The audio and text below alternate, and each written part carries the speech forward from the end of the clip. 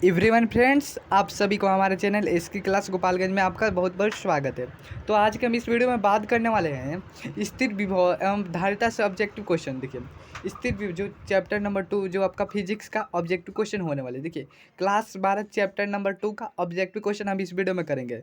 तो देखिए पीडीएफ कैसे लेंगे, तो पीडीएफ के लिए 7349938551 पर व्हाट्सएप पर संपर्क कीजिए। इनका पीडीएफ बिल्कुल फ्री में लीजिए। तो चलिए, आपका पहला ऑब्जेक्टिव क्वेश्चन क्या दिया गया है। कार्बन प्रतिरोध का रंग कोड में पीला रंग का कितना मान होता है। दोस्तों, कार्बन प्रतिरोध का रंग कोड में पूछा गया है, कार्बन प्रतिरोध में पूछा गया है, ध्यान में रखना है। कार्बन प्रतिरोध का रंग कोड में पीला रंग का कितना मान होता है। तो दोस्तों कितना मान होता है, 4 होता है। कितना, 4। देखिए कार्बन प्रतिरोध में पीला रंग का मान कितना होता है, तो 4 होता है। इसका राइट ऑप्शन डी हो जाएगा।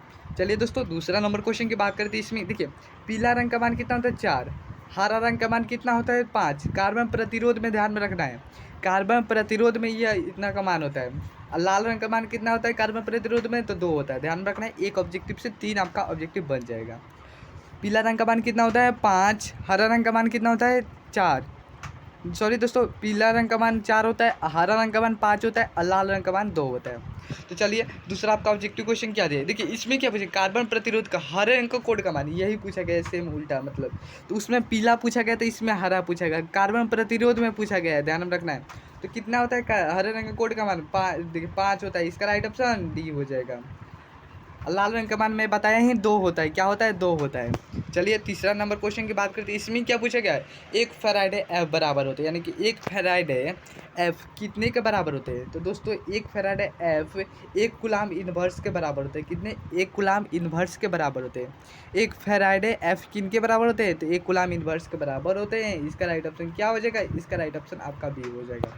चलिए 4 नंबर क्वेश्चन की बात करते हैं। इसमें क्या पूछा गया, विद्युत प्रवणता बराबर होते हैं। विद्युत प्रवणता किनके बराबर होते हैं, तो डीवी बटा डी एक्स। किनके बराबर होते हैं, विद्युत प्रवणता के क्या सूत्र होता है, तो डीवी बटा डी एक्स। क्या होता है, डीवी बटा डी एक्स। इसका राइट ऑप्शन क्या हो जाएगा, इसका राइट ऑप्शन आपका ये हो जाएगा। ध्यान रखना है, इस सभी वीवीआई ऑब्जेक्टिव क्वेश्चन जो आपका विगत परीक्षा में हमेशा पूछा जाया गया है।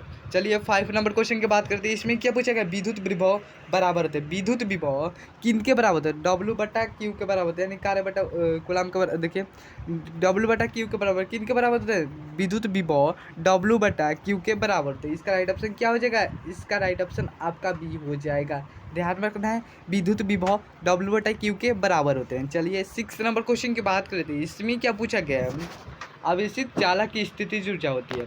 आवेशित चालक की स्थितिज ऊर्जा क्या होती है दोस्तों, तो आवेशित चालक स्थितिज 1/2 कूलाम स्क्वायर होती है। क्या, 1/2 CV² यानी कूलाम वोल्ट स्क्वायर कितना होता है।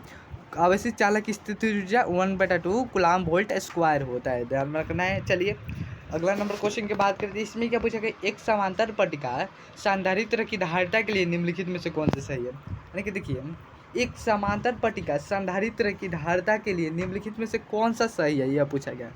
तो आप साइलेंट नट बटा ए डी सही है, आप साइलेंट नट ए बटा डी सही है। इसका राइट ऑप्शन क्या हो जाएगा, इसका राइट ऑप्शन आपका ए हो जाएगा। चलिए आपका 8 नंबर क्वेश्चन की क्या पूछा गया है। देखिए एक बिंदु की आवेश Q से R दूरी से पर विद्युत विभव का मान क्या होगा। एक बिंदु आवेश Q से R दूरी पर विद्युत विभव का मान पूछा गया। Q से R दूरी पर पूछा गया, विद्युत विभव का मान पूछा गया दोस्तों। तो देखिए 1/4 पाई अपसाइड, देखिए 1/4 पाई अपसाइलन नट, इसको अपसाइलन पढ़ाया था, ध्यान में रखना। अपसाइलन 0 को नट भी पढ़ सकते हैं या 0 भी, यानी कि Q/R हो जाएगा। विद्युत विभव का मान पूछा गया दोस्तों। एक बिंदु Q से आवेश विद्युत विभव का मान होता है। देखिए यहाँ पर विद्युत विभव है, यहाँ पर विद्युत द्विध्रुव पूछ दिया रहता, तो यही आपको यह हो जाता है 1/4 पाई अपसाइलन नट Q/R² हो जाता है। चलिए 9 नंबर क्वेश्चन की बात करते हैं। इसमें क्या पूछा गया, आर त्रिज्या के पृथ्वी के विद्युत धारिता होती है। आर त्रिज्या के पृथ्वी के विद्युत धारिता क्या होती है दोस्तों, तो 4 पाई अपसाइलन नट आर। क्या होता है, आर त्रिज्या के विद्युत की धारिता क्या होती है, 4 पाई अपसाइलन नट आर होता है।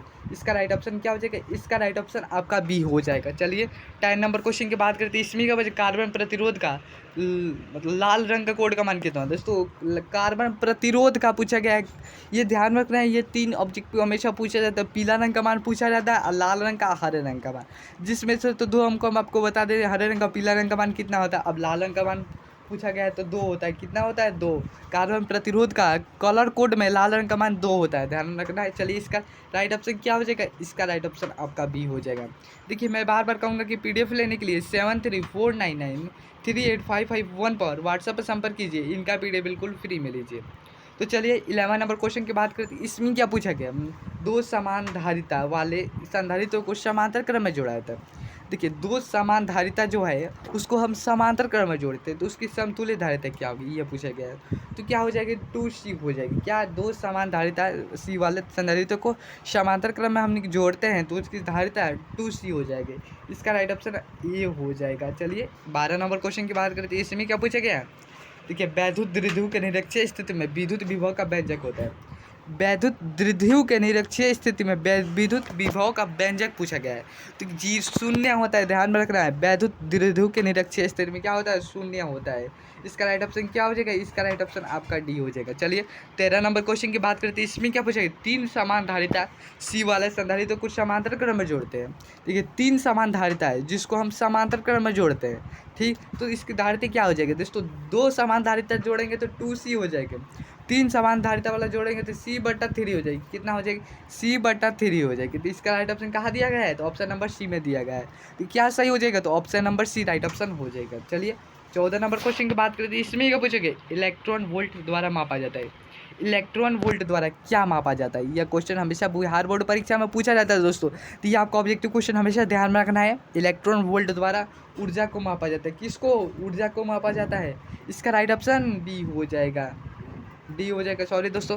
चलिए आपका 15 नंबर क्वेश्चन की बात करते हैं। इसमें क्या पूछा गया है? किसी वस्तु का परावैद्युत स्थिरांक हमेशा अधिक होता है। किसी वस्तु का परावैद्युत स्थिरांक हमेशा मतलब अधिक होता है। कितने से अधिक होता है दोस्तों?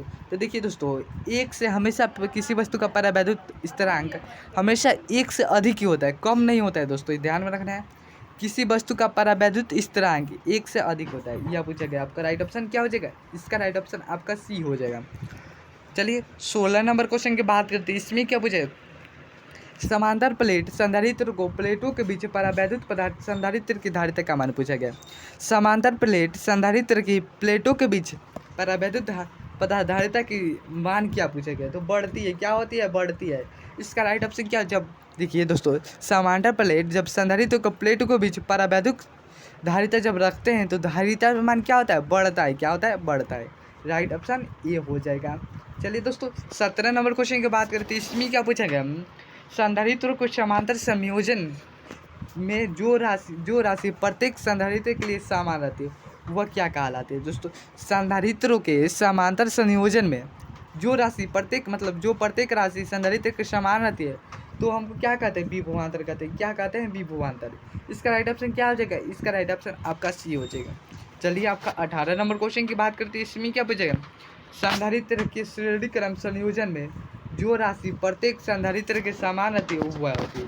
क्या होती है दोस्तों? संधारित्र को जब श्रेणी क्रम संयोजन में रखते हैं तो जो राशि प्रत्येक संधारित्र में समान होती है, सभी में समान होती है, तो वो हम लोग की क्या होती है? आवेश होती है। आवेश क्या होती है? सभी में समान होती है, ध्यान में रखना है। इसका राइट ऑप्शन क्या हो जाएगा? इसका राइट ऑप्शन आपका ए हो जाएगा। चलिए आपका 19 नंबर क्वेश्चन की बात करते हैं। इसमें किसी संधारित्र की धारिता का मात्रा क्या होता है? संधारित्र की धारिता का मात्रा क्या पूछा गया है दोस्तों? तो देखिए दोस्तों संधारित्र की धारिता का मात्रा धारिता क्या होता है? धारिता होता है। संधारित्र की धारिता का मात्रा क्या होता है? धारिता। इसका राइट ऑप्शन डी हो जाएंगे। देखिए 20 नंबर क्वेश्चन की बात करते हैं। इसमें क्या पूछा? किसी चालक की वैद्युत धारिता का व्यंजक है। किसी चालक की वैद्युत धारिता का व्यंजक क्या होगा? तो क्या होगा? Q/V होगा। क्या होगा? कूलाम/वोल्ट हो गया। क्या हो जाएगा? कूलाम/वोल्ट नहीं। किसी चालक की विद्युत धारिता का व्यंजक Q/V होगा। इसका राइट ऑप्शन ये हो जाएगा। देखिए दोस्तों अभी तक आप चैप्टर नंबर 1 का ऑब्जेक्टिव क्वेश्चन नहीं तैयार किए हैं तो वीडियो का लिंक डिस्क्रिप्शन में रहेगा, वहाँ से आप वीडियो को देख सकते हैं। तो मिलते हैं अगले वीडियो में। Thank you, thanks for watch. जय हिंद, जय भारत।